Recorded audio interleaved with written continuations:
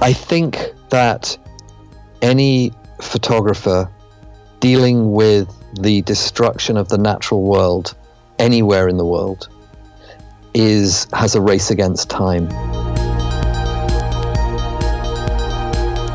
Once upon a time, I was a director, and for me, there's such an emotional power to the moving image that you have the ability to use sound and music.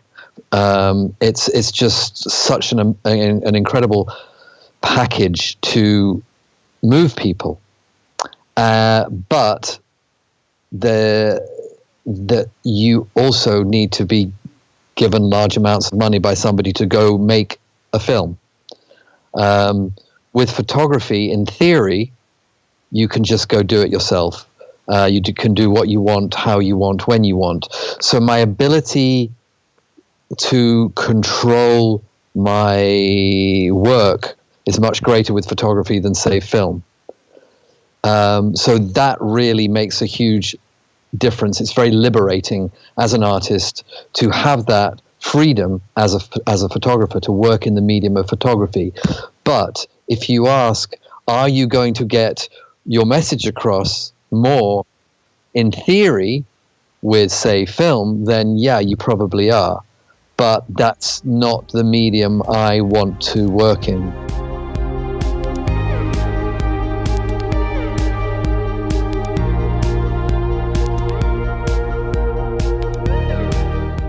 With photography, you can do what you want, how you want, when you want, but increasingly my projects, like Inherit the Dust, are massive, massive projects where I had to find an incredible amount of my own money, and this new project that I don't want to reveal what I'm doing, but it's even bigger than Inherit the Dust. It's like, sometimes I'll have people on set of up to 700 people. So it's, in that respect, it's almost becoming like a film shoot, but it's ultimately still images.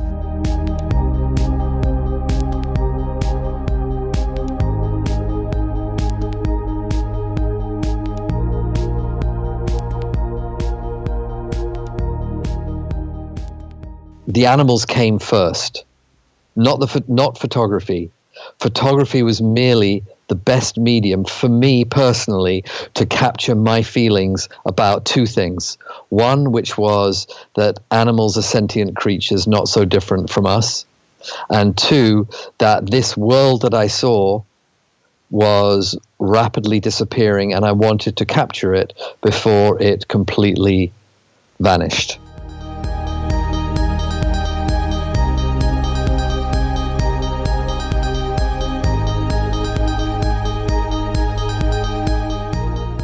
At the very beginning, when I was taking portraits of animals before Inherit the Dust, I felt that at that point I hadn't seen people taking photographs of animals in the wild in the same way one would take portraits of human beings.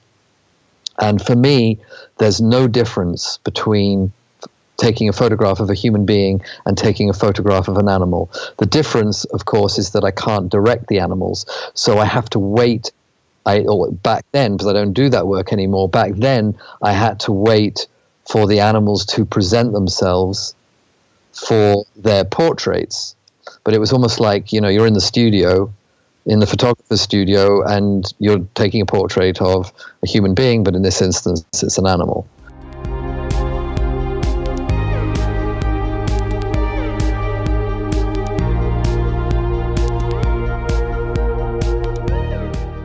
Well, at the beginning, when I started Big Life Foundation in 2010, the way I was able to get the money so that we could start building outposts, hiring rangers, buying ranger vehicles, was going to some of the wealthy collectors of my work, and incredibly, fortunately, they gave us quite a significant amount of money to be able to start that work. to hire the rangers, to build the outposts, to buy the vehicles. And now we rely less on that because Big Life has a track record, a successful track record of protecting this ecosystem.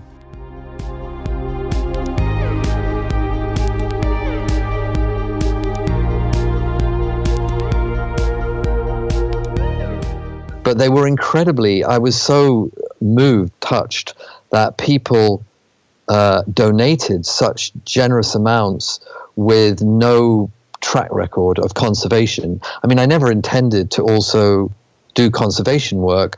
I just felt that seeing the level of destruction that was going on in that part of East Africa, with very few organizations or the government working to protect that area, that I felt I had the opportunity to kind of help and give something back to the animals that had given so much to me.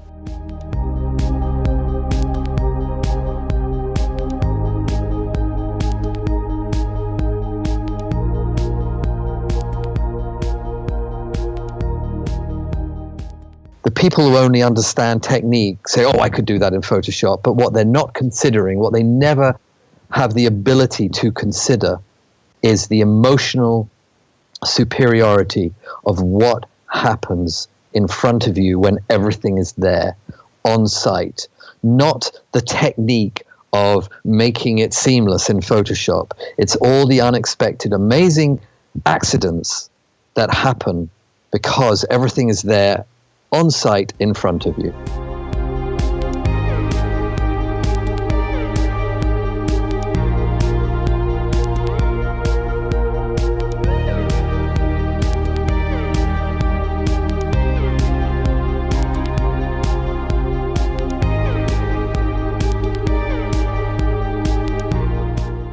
I think that any photographer dealing with the destruction of the natural world anywhere in the world has a race against time, because it's happening, the destruction is happening so fast that, if you wait too long, it's too late.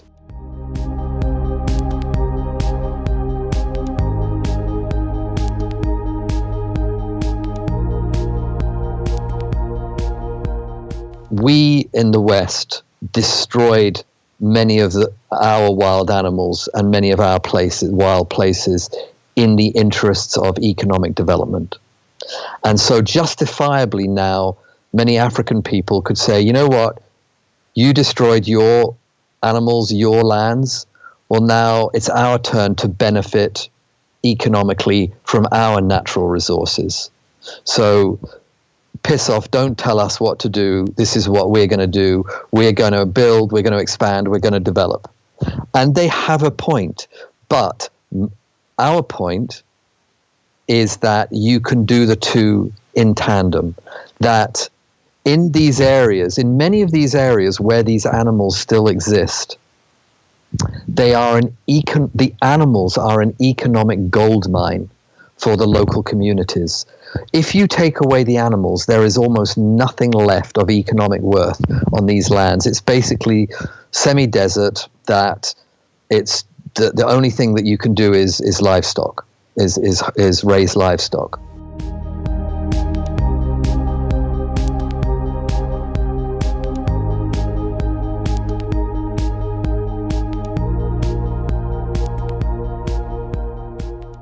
When an elephant was killed by poachers, it brought in for kind of the various poachers and dealers and traders around $20,000.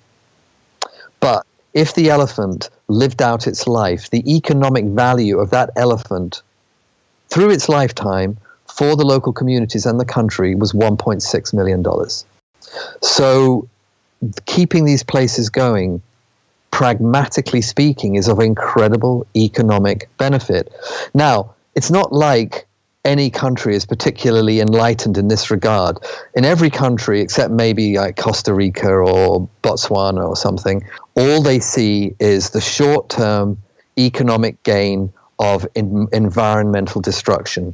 They don't look at the long-term economic gain of environmental protection.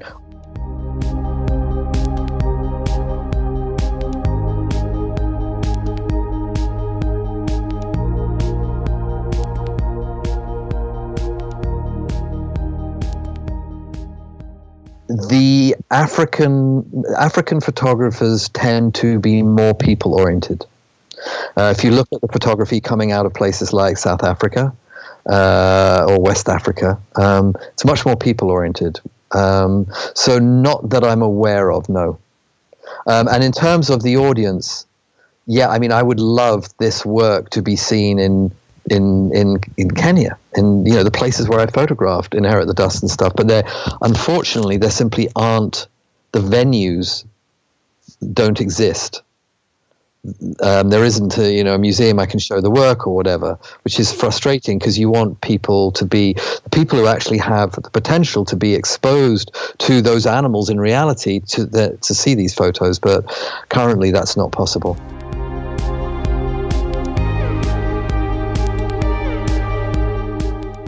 I don't want to repeat myself, and I want to be excited and frightened. And I was frightened on Inherit the Dust, and I'm really frightened right now. But I'm also excited, and so there's a kind of an inspiration. If I was going out taking portraits of animals again, I'd be, what am I doing? I've done this already. It's boring.